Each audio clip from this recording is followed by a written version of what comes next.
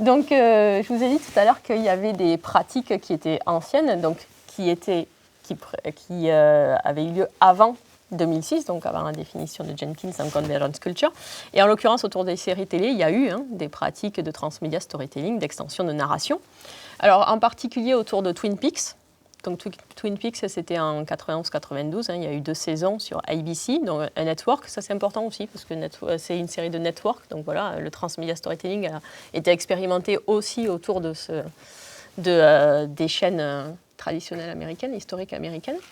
Alors, là, je n'ai mis qu'un exemple, mais ils avaient une stratégie assez globale autour de Twin Peaks. Donc, ils avaient proposé le Secret Diary of Laura Palmer, donc un livre qu'on pouvait acheter, le journal intime de Laura Palmer, parce que Laura Palmer, spoiler alerte, mais je suppose que vous savez, Laura Palmer se fait assassiner au début de Twin Peaks, et on la voit par flashback après dans la série, mais pour connaître un peu plus le personnage, les relations qu'elle a avec les autres personnages de la série, et pour la connaître un peu plus en détail, on pouvait consulter son journal intime qu'elle est censée avoir écrit. Donc ça fonctionne parce que c'est écrit par le personnage. Vous voyez, sinon ça ne fonctionnerait pas, ça ne serait pas une stratégie de transmédia.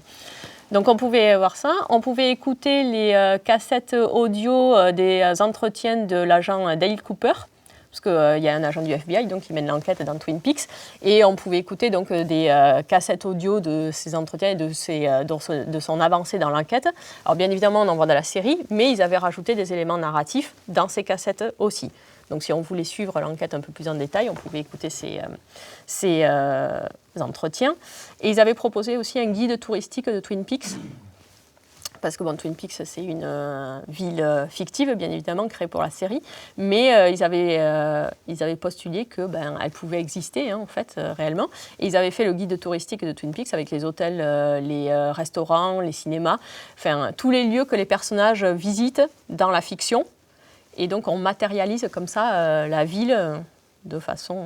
on fait une vraie fausse ville ou une fausse vraie ville, je ne sais pas comment vous voulez le mettre, mais on casse le 4e mur, en fait. Donc ça, c'était assez intéressant comme stratégie. Ensuite, il y a Aux frontières du réel qui a proposé, bien évidemment, une stratégie transmédia. Alors eux, c'était une stratégie plutôt basique, parce que ils intercalaient des films au milieu de certaines saisons. Donc, bien évidemment, on pouvait regarder les saisons sans aller voir les films, mais si on allait voir les films, on avait des détails sur l'intrigue ou sur la conspiration, en fait, et ça nous permet d'alimenter un peu l'univers Aux frontières du réel. Alors ensuite, je sais, il y a la saison 10 qui est sortie, je l'ai vue, bien évidemment, je suis une énorme fan, enfin, c'était mon premier fandom Aux frontières du réel, en fait. Donc, il y a la saison 10 qui est sortie, mais avant qu'elle sorte en série télé, ils avaient continué, en fait, la série sous forme de comic books. Donc, ils avaient créé la saison 10, la saison 11 sous forme de comic books. Alors ça, c'est assez fréquent pour Buffy aussi, ils l'avaient fait. Donc, Buffy a été annulée à la fin de la saison 7. Ils ont continué les saisons sous forme de comic books. Donc, ils continuent la narration sur une autre plateforme après l'annulation d'une série. Donc, je ne sais pas s'il y en a qui regardent Penny Dreadful. Non, mais ça a été arrêté assez subitement à la fin. Moi, j'en suis qu'à la saison 1, mais j'ai vu, ça a été arrêté subitement à la fin de la saison 3, donc il n'y a pas une réelle fin. Et ils vont continuer, en fait, pour clôturer la série sous forme de comic books aussi.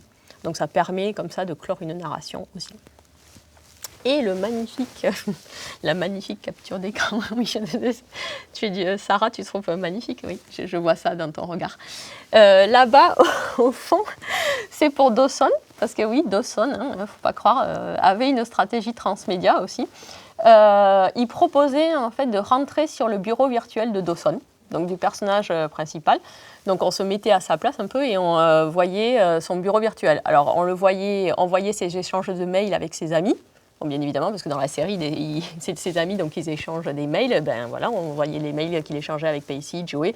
Alors, des mails qu'il échangeait dans la série, mais des mails en plus aussi. Il réalise des films dans la série, donc on voyait l'évolution du montage de ces films. Et cerise sur le gâteau pour les fans, on pouvait l'aider à faire ses devoirs. Ouais. Ça, c'était fun au possible.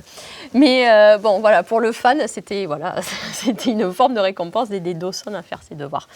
et après de voir les notes se matérialiser et d'avoir des compliments des autres de ses amis en fait sur ces mails.